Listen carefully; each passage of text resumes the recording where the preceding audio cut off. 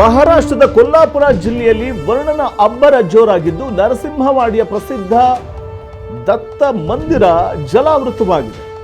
ಇದು ಮಹಾರಾಷ್ಟ್ರದ ಕೊಲ್ಲಾಪುರ ಭಾಗದಲ್ಲಿ ಭಾರೀ ವರ್ಷಧಾರಿಯಾಗ್ತಾ ಇದೆ.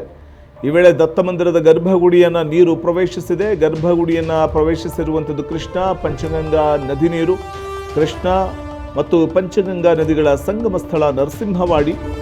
ಶಿರೋಳ ತಾಲೂಕಿನ ನರಸಿಂಹವಾಡಿಯ ದತ್ತ ಮಂದಿರದಲ್ಲಿ ಆ ಮಂದಿರದ ತುಂಬೆಲ್ಲ ನೀರು ದತ್ತ ದೇವರ ಪಾದುಕೆಯ ಬಳಿಯವರೆಗೂ ಕೂಡ ನೀರು ಸಾಗಿರುವಂಥದ್ದು.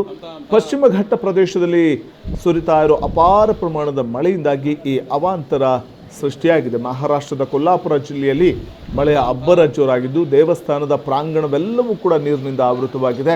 ಇನ್ನು ದೇವಸ್ಥಾನದ ಗರ್ಭಗುಡಿಗೆ ಬೀಗ ಹಾಕಲಾಗಿದೆ.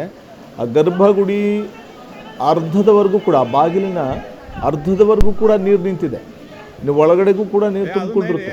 ಬರುವಂಥ ಭಕ್ತಾದಿಗಳು ಮೊಳಕಾಲುದ್ದ ನೀರಿನ ನಡುವೆಯೂ ಕೂಡ ದೇವಸ್ಥಾನದ ಪ್ರಾಂಗಣದಲ್ಲೇ ನಿಂತ್ಕೊಂಡು ದೇವರನ್ನ ಪ್ರಾರ್ಥಿಸ್ತಾ ಇರುವಂಥದ್ದನ್ನು ಕಾಣಬಹುದಾಗಿದೆ. ದತ್ತ ಮಂದಿರದ ಗರ್ಭಗುಡಿಯನ್ನು ಪ್ರವೇಶಿಸಿರುವಂಥದ್ದು ನೀರು ಕೃಷ್ಣ ಪಂಚಗಂಗಾ ನದಿ ನೀರು. ಹಾಗಾಗಿ ಈ ವೇಳೆ ಬರುವಂಥ ಭಕ್ತರು ಸೊಂಟದವರೆಗೂ ಕೂಡ ಸೊಂಟದ ಮಟ್ಟದವರೆಗೂ ನೀರಿದೆ. ಆ ನೀರಿನ ನಡುವೆ ದೇವರಲ್ಲಿ ಹೊರಗಡೆ ಪ್ರಾಂಗಣದಲ್ಲೇ ನಿಂತ್ಕೊಂಡು ದೇವರಲ್ಲಿ ಪ್ರಾರ್ಥನೆ